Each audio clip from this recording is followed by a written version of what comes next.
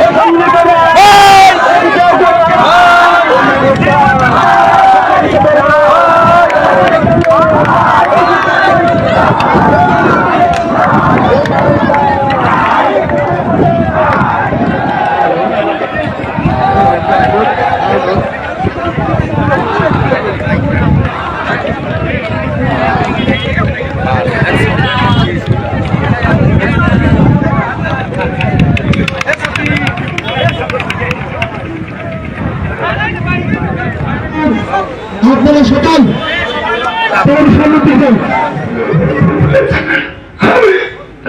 আপনাদের কাছে বলতে চাই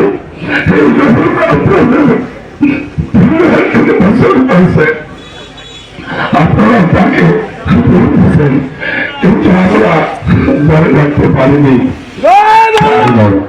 এটা হয়তো আমার কপালে লেখা। জমে উঠেছে পাথরঘাটা উপজেলা পরিষদ নির্বাচন।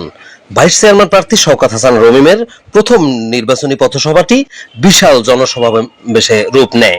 সোমবার বিকাল 4টায় বাইনচটকি ফেরিঘাটে আয়োজিত পথসভায় হাজার হাজার জনতার মাঝে কথা বলতে গিয়ে কাঁদলেন কাকচিড়া ইউনিয়নের 3 বারের নির্বাচিত ইউপি চেয়ারম্যান আলাউদ্দিন পল্টু। 3 বছর বয়সে পিতাহারা একমাত্র ভাগ্নে শওকত হাসান রমিমকে এ সময় তুলে দেন জনতার হাতে। উপজেলা নির্বাচন উত্তাপহীন ছিল, তবে বদলে গেছে প্রতীক পাওয়ার পরে। বাইনচটকি ফেরিঘাট দাঁড়িয়েছি, কিছুক্ষণ আগে এখানে ভাইস চেয়ারম্যান প্রার্থী শওকত হাসান রমিমের মাইক প্রতীক নিয়ে যে পথসভা, সেটির শুভ সূচনা হলো এইমাত্র। মানুষ, হাজার হাজার মানুষ এখানে ছুটে এসেছে। রমিমের যারা সমর্থক, রমিমকে যারা ভালোবাসে, তারা ছুটে এসেছেন এখানে। কাকচিড়া ইউনিয়ন আওয়ামী লীগের সভাপতি এবং 3 বারের নির্বাচিত ইউপি চেয়ারম্যান আলাউদ্দিন পল্টু কাঁদলেন এবং কাঁদালেন ভোটারদের এবং সমর্থকদের। খানিকটা সময় উচ্ছ্বাস থেমে যায়, বিষাদে ছেয়ে যায় এই পথসভা মঞ্চটি। কারণ 3 বছর বয়সে রমিমকে রেখে তার বাবা মারা যান। এই কথাটি আজকে এই পথসভায় ছড়িয়ে দেন তার মামা আলাউদ্দিন পল্টু এবং কাঁদেন তিনিও, কাঁদেন তার শ্রোতা ভক্তরাও। বদলে যেতে পারে রমিমের ভোট ব্যাংকের হিসাব। আজকে যেহেতু এই আবেগঘন মুহূর্ত দিয়েই শুরু হলো রমিমের পথসভা।